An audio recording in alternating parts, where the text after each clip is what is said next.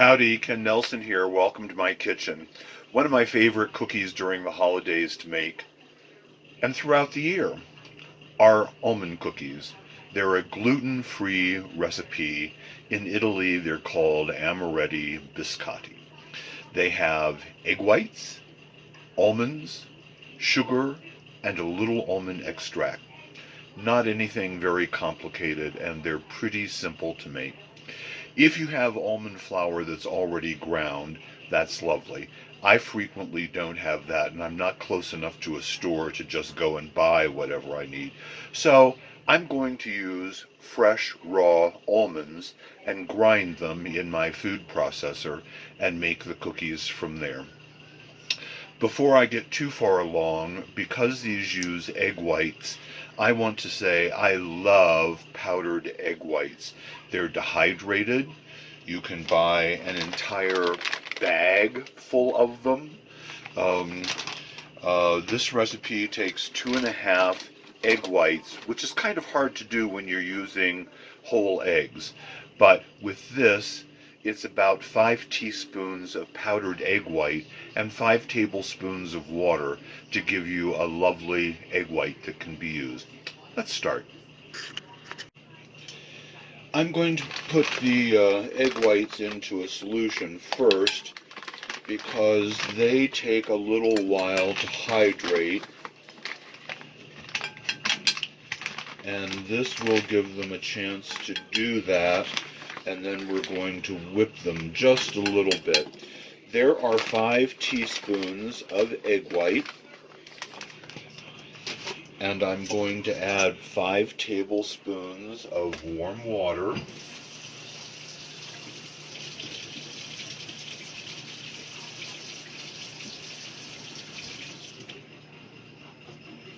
One, two, three, 4, 5. Now, these need to be stirred, and this is best done with a whisk. And I'm just going to whisk these around. You get what looks like to be kind of a whitish liquid because they're in the process of dissolving.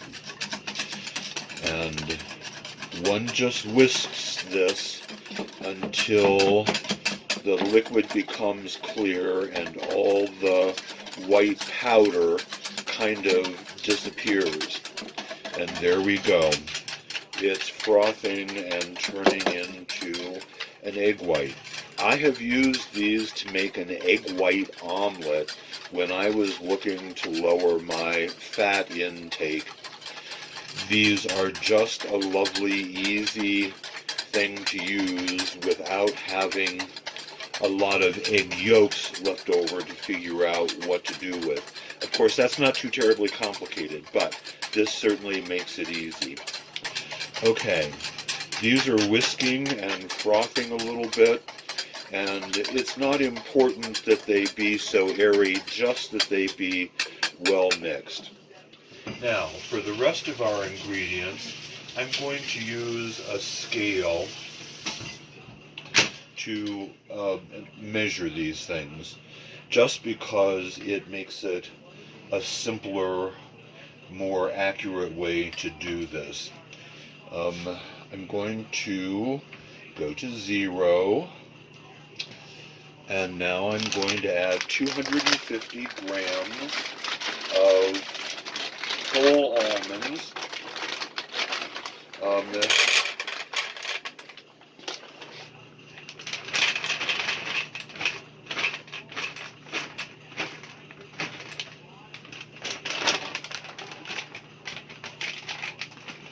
Got just a little over here. There we go. 250 grams of almonds. And those I'm going to put immediately into my food processor. Now I'm going to measure the sugar, and we need 150 grams of granulated sugar. So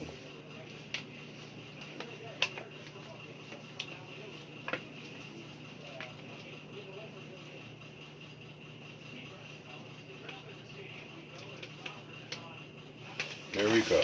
150 grams of sugar. We're going to set this aside for just a second because we need to grind the almonds first and get that done.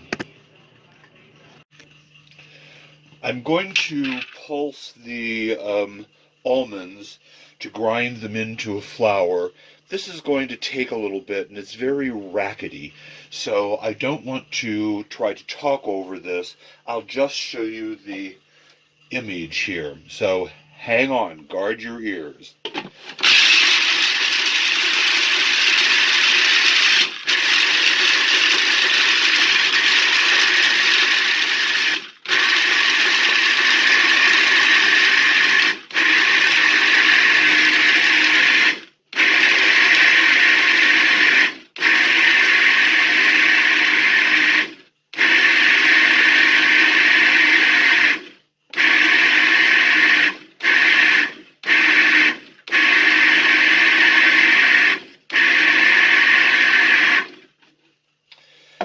This is moderately fine, but I'd like it to be even a little smaller. And now I'm going to add the sugar that we measured, because the sugar will help to add a little volume and a little weight and keep the meal or almond flour down towards the bottom and grinds more smoothly. Here we go again.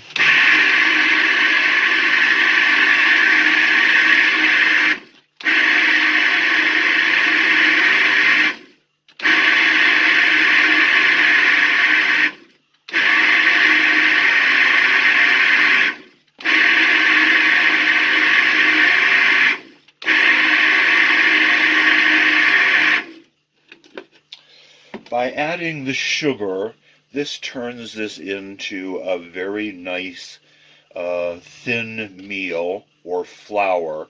There are still some particles of almond in here, so this is going to be a little more rustic. If you're using commercially prepared almond flour, your cookies are going to be much smoother. I actually, though, kind of like having the little bits of almond. It tells me that it's really something real. So, with that being said, now I'm going to add my egg white that's been beaten and hydrated.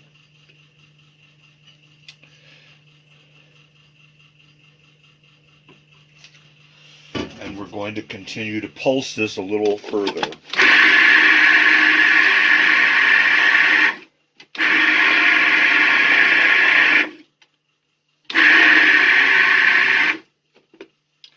And before this totally balls up, I'm going to add 1 tablespoon of almond extract.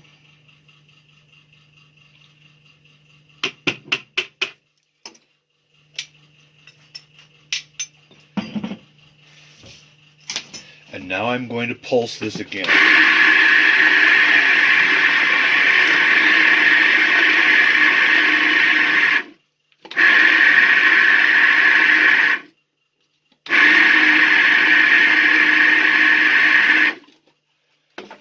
Scrape down the sides just to make sure everything gets incorporated in here. This is going to be a little bit of a loose dough.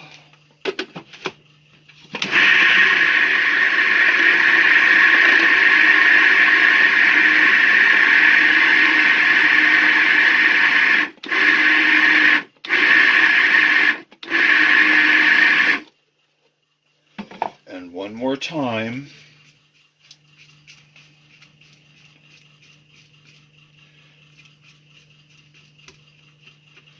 Just to make sure everything is incorporated and to get the flour ground as fine as possible.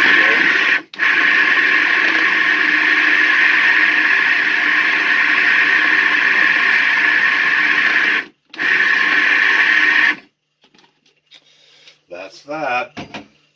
Now I'm going to use the same bowl that I measured the sugar in,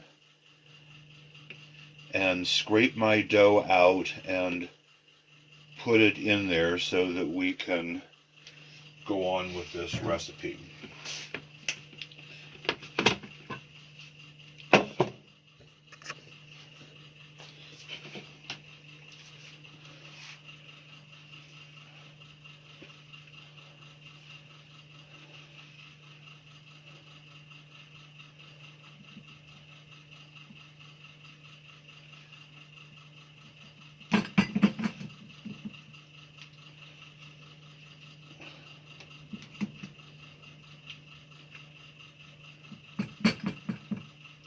As you can maybe see, this is a very, very sticky dough. It's not a usual cookie dough that's kind of firm and what have you.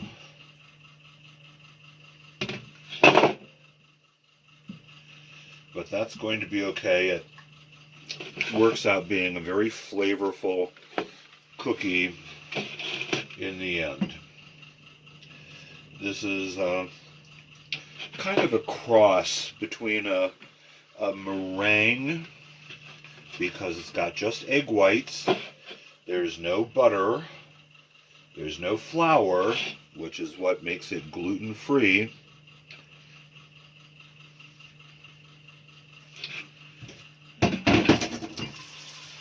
and there we have our cookie dough.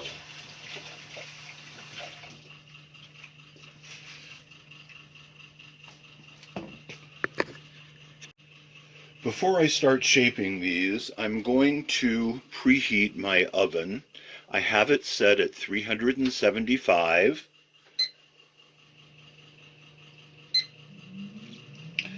And I'm going to put a little powdered sugar into a bowl. This is what we're going to roll the drops of cookies in, so it coats them and it forms kind of a shell or a little coating that not only is tasty. I'm going to say there's about 3/4 of a cup of sugar in here. So for the rest of the process, I'm going to take a spoonful of the dough and drop it into the powdered sugar. I'm going to put 2 or 3 of these into the powdered sugar at a time, and I'm going to roll them around and get them into a ball shape after they've been coated. They're a little sticky for just the moment to use as they are, but when I roll them and shake them around a little bit, they're covered with powdered sugar, which then allows me to kind of pick them out and shape them. Don't be concerned if there's a little excess sugar on here. Some of it will be absorbed by the cookie. Some of it will just kind of dissolve, and some of it will stay as a coating for the cookie. So let's go on. Try to make these as uniform as possible, only because the baking time is just a lot easier and more homogeneous with similar elements. If you get a big one and a tiny one on your baking sheet, the big one is not going to bake enough, and the small one is going to overbake.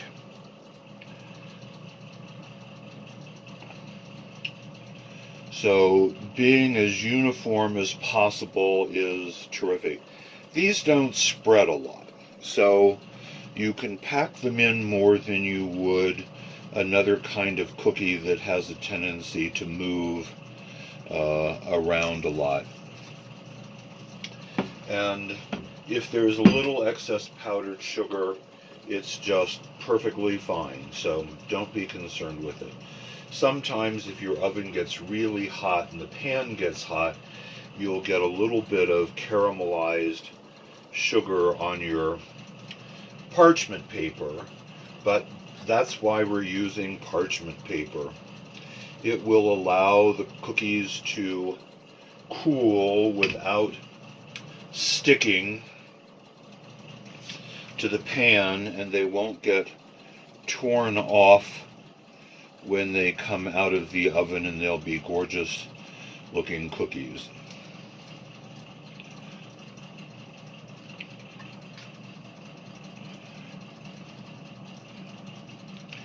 These will puff a little bit, but not a lot.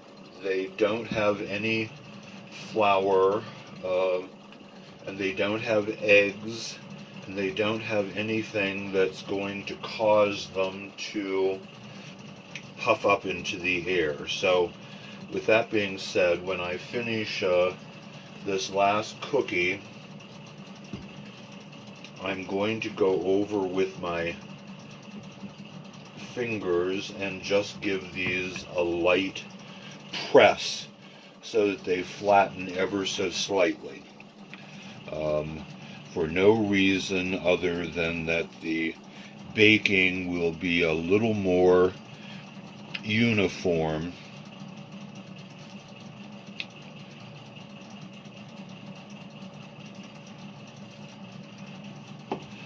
Now, the lightest little press just to flatten them out a little bit.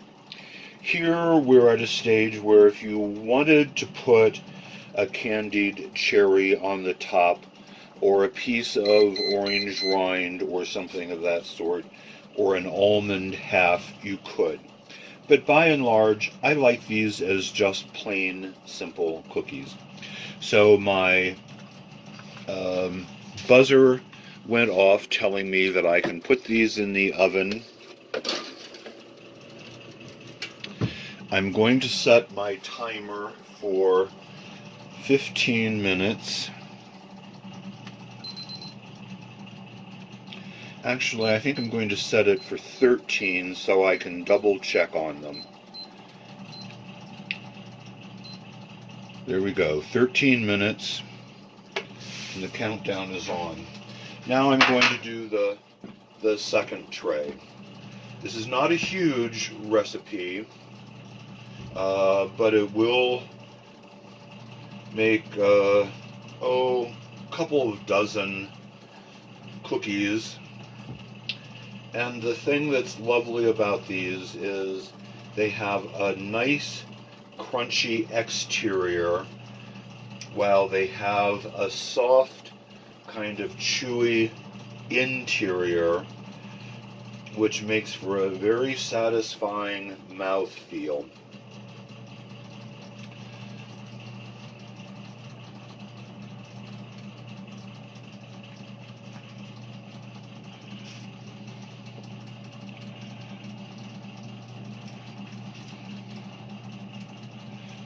The almond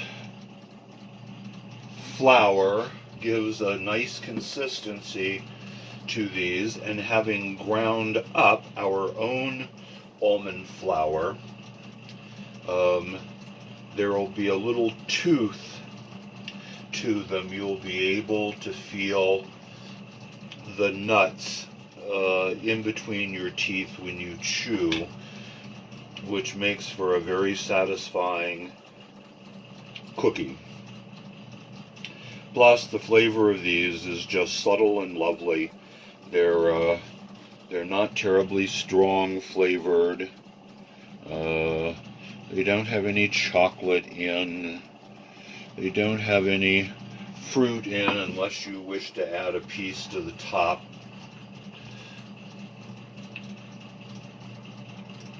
And they're just a simple, lovely, easy cookie to make.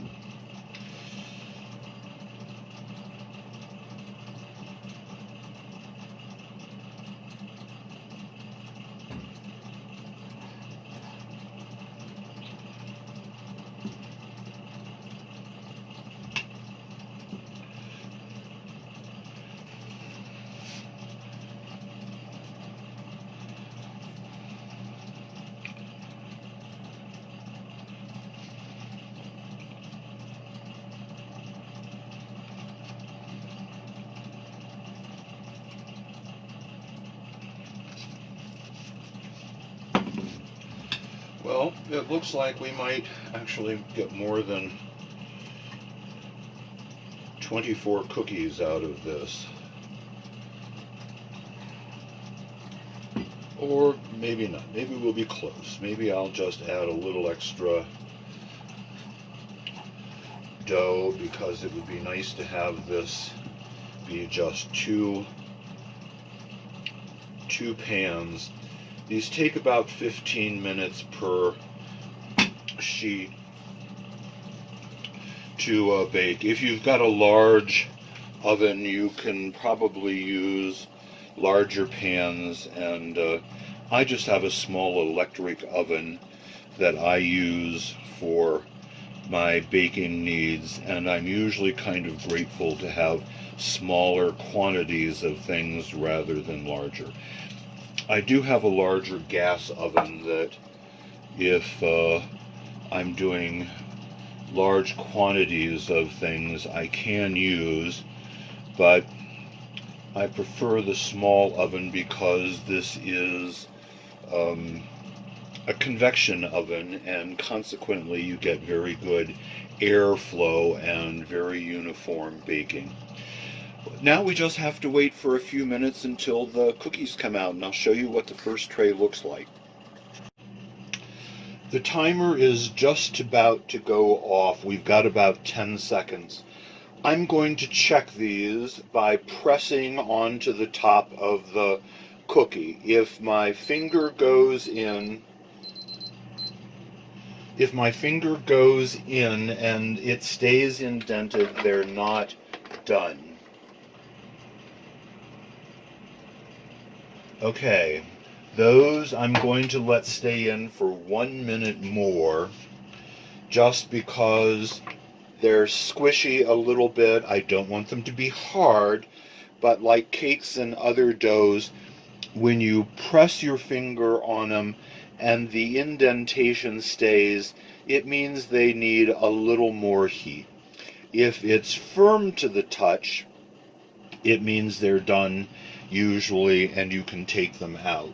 It's just a simple technique for baking, and it's something that's worthwhile knowing about.